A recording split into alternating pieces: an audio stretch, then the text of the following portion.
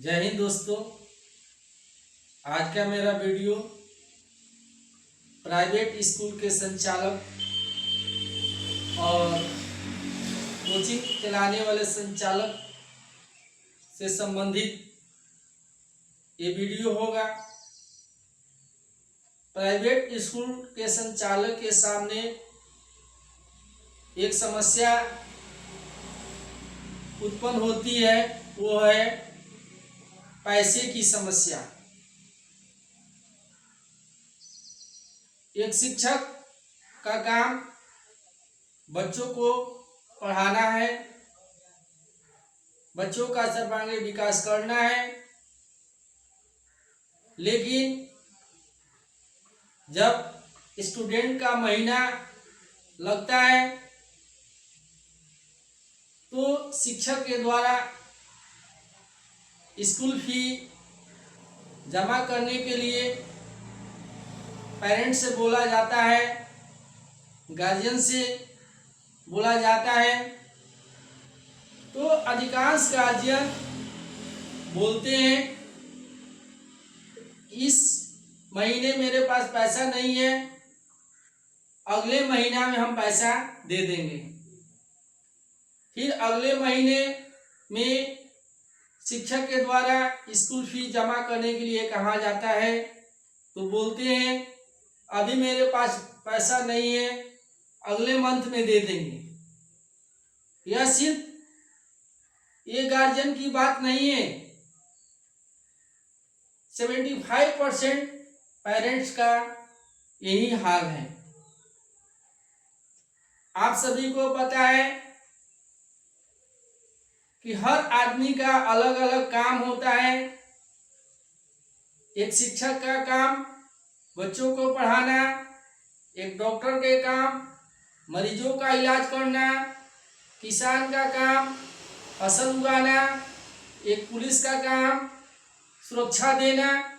और ये सब क्यों करते हैं?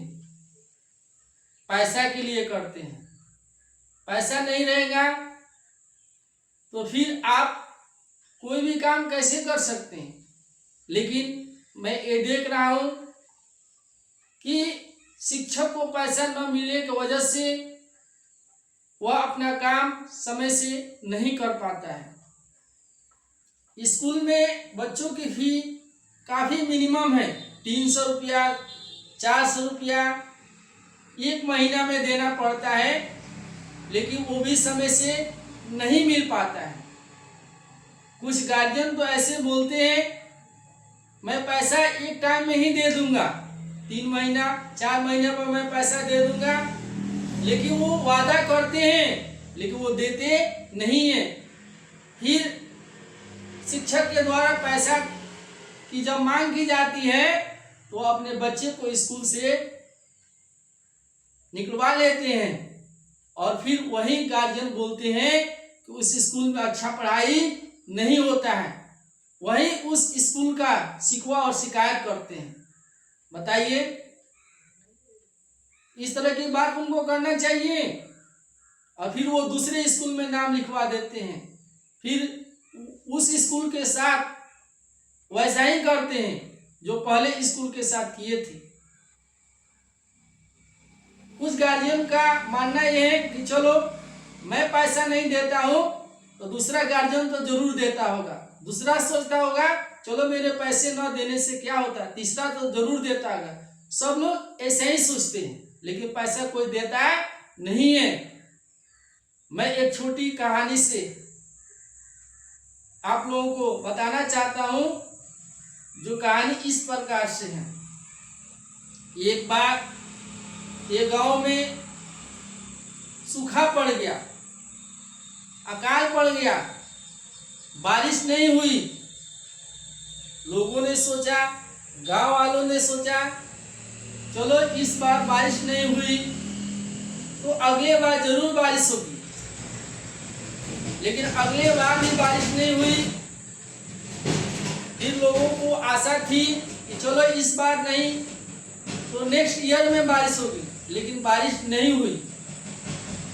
लोगों ने सोचा जब बारिश नहीं होगी तो हम लोग मर जाएंगे।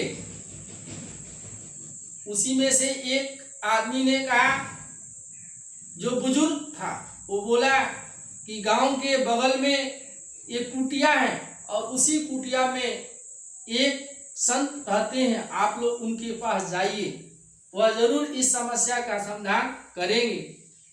सभी गांव वाले गए, उस बाबा से मिले और अपनी बात को रखे। उस संत ने बताया कि इसकी एक ही समस्या का निदान यही है कि आप गांव वालों, आपके बगल के गांव में एक कुआं है और वह कुआं सूखा है और आप लोग एक एक बाल्टी अपने अपने घर से दूध ले जाकर भोर के समय आप लोगों को डालना है। गांव वालों ने कहा, ये कौन सी बड़ी बात है। सब लोगों ने कहा कि ठीक है, हम लोग ऐसा ही करेंगे। फिर वो अपने अपने घर चले गए। भोर का समय आया, लेकिन एक सदस्य ने बोला, एक घर वाले ने बोला कि चलो मैं नहीं डालूंगा तो क्या होगा, दूसरा कोई तो जरूर डालेगा। दूसरे ने सोचा मेरे डालने से क्या होता है, तीसरा तो जरूर डालेगा। और किसी ने एक बाल्टी तक दूध उस कुएं में नहीं डाला।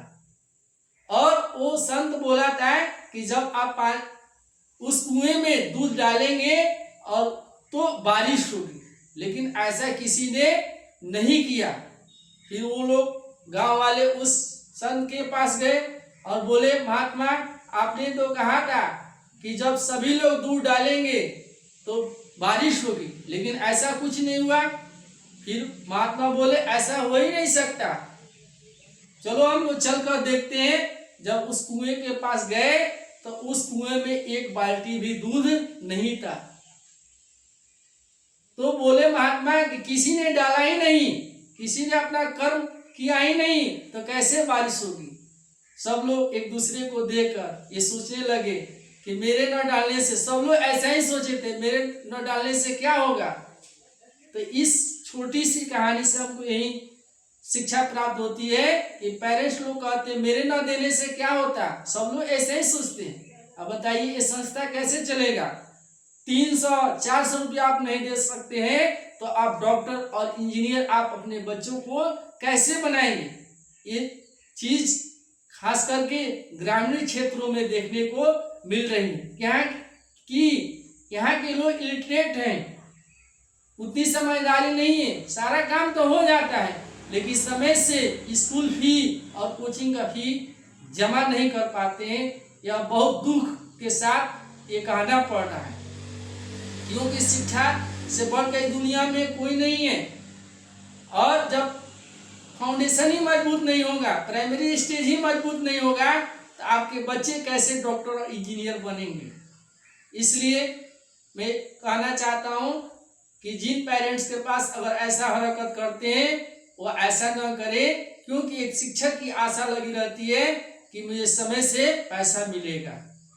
अगर यह वीडियो और आप सभी को अच्छा लगे तो आप अपने दोस्तों के बीच, पेरेंट्स के बीच जरूर शेयर करेंगे, लाइक और सब्सक्राइब जरूर करेंगे। बहुत बहुत धन्यवाद। Thank you so much.